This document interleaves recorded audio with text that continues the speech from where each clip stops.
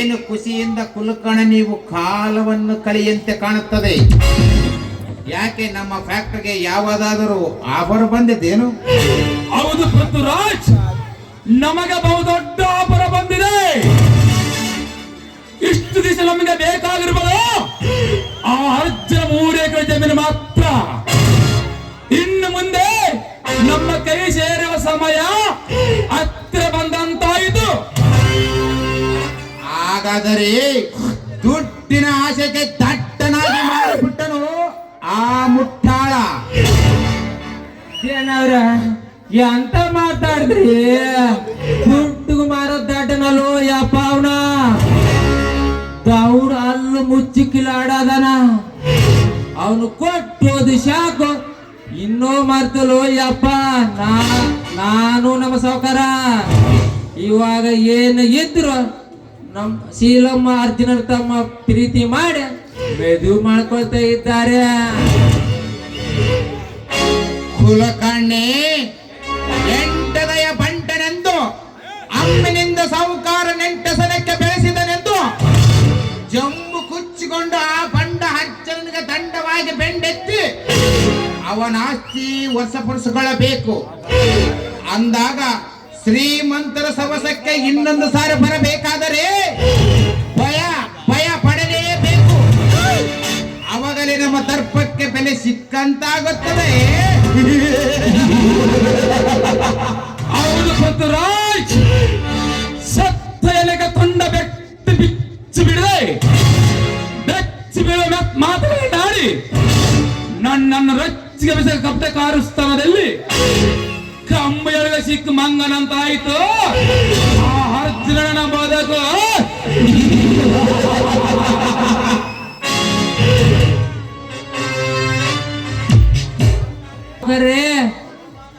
ಲೋಭಾನು ಎಷ್ಟು ಸುಟ್ರು ದೇವ್ರ ಪ್ರತಕ್ಷಣ ಕಾಲವಿದು.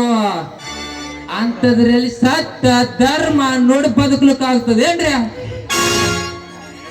ಕುಲಕರ್ಣಿ ಗಾಯಗೊಂಡ ಬಿಸ ಸರ್ಪವನ್ನು ತೊಡಿಬಿದರೆ ಎಡೆ ಎತ್ತಿ ಒಡೆಯದೆ ಬಿಟ್ಟಿತ್ತೆ.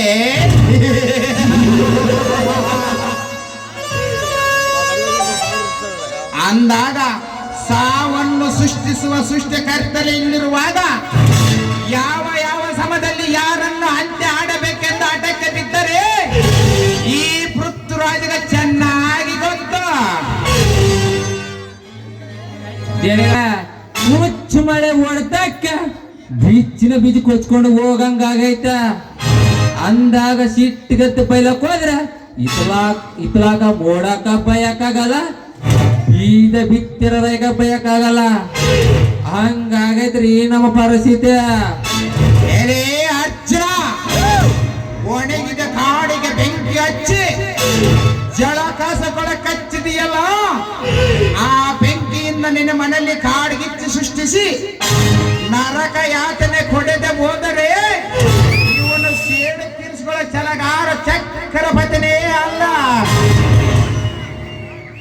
ಹೌದು ಪೃಥ್ವಿರಾಜ್, ಹೊಗಳುವ ನಾಯಿಗ ಮಾಂಸ ತುಂಡವನ್ನು ಹಾಕಿ ಬೆಂಡಕ್ಕಿಸಿ ಇನ್ನು ಮುಂದೆ ಯಾರ ತಂಡಿಗೆ ಹೋಗಬಾರದೆಂದು ಭಯ ಹುಟ್ಟಿಸಬೇಕು. ಆವಾಗಲೇ ಹೊಗಳುವ ನಾಯಿ ಬಾಲ ಮುದುರಿಕೊಂಡು ಸುಮ್ಮನೆ ಓಡಿ ಹೋಗುವುದು ಗೊತ್ತಾ? ಜಯರಾಜ್ ಆಸಿದ ಬಲಿಯಂತೆ ಮಂಚು ಹಾಕಿ ಕುಳಿತು ಸಿಕ್ಕ ಪ್ರಾಣಿಯನ್ನು ಹಾರಿ ಹಿಡಿದು ಬಿಸಿ ರಕ್ತ ಕೊಡುವ ಘಟಕ ನಾನು. ಅಂದಾಗ ದನಕೆರೆ ಜೊತೆ ಸಂಬಂಧ ಬೆಳೆಸುವುದು, ಪ್ರತಿವರ್ತಿ ಮುಂಡೆಯಾಗುವುದು ಎರಡು ಒಂದೇ.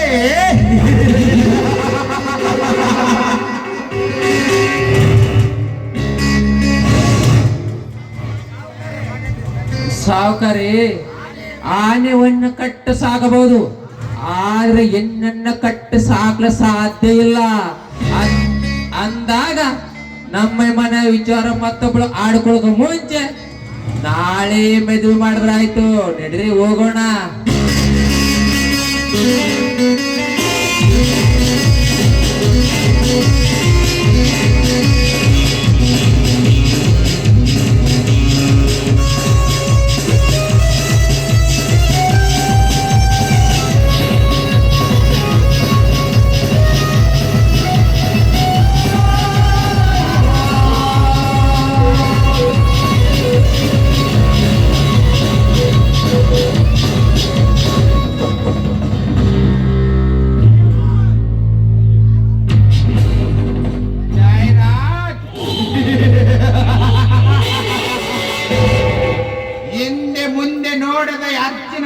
ಬಂದ ಕೇಳದ ಕ್ಷಣ ನಿನ್ನ ತಂಗಿಯನ್ನು ಅವನ ತಮ್ಮಗೆ ಶಂಕರ್ಗೆ ಕೊಡುತ್ತೀನೆಂದು ಖುಷಿ ಪಡುತ್ತಿರುವೆಯಲ್ಲ, ನೆವರ್.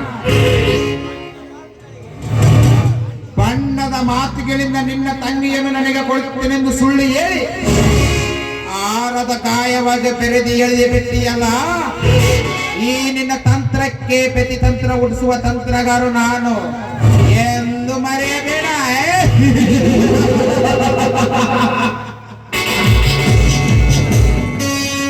ಈ ಪೃಥ್ವಿರಾಜ್ ಒಲಿಬಿದರೆ ನಂಬದಿ ಕೊಡಬಲ್ಲ, ಬಟ್ ಎದುರಾಗಿ ನಿಂತರೆ ಪರಾವನ್ನೇ ಸೃಷ್ಟಿಸಬಲ್ಲ.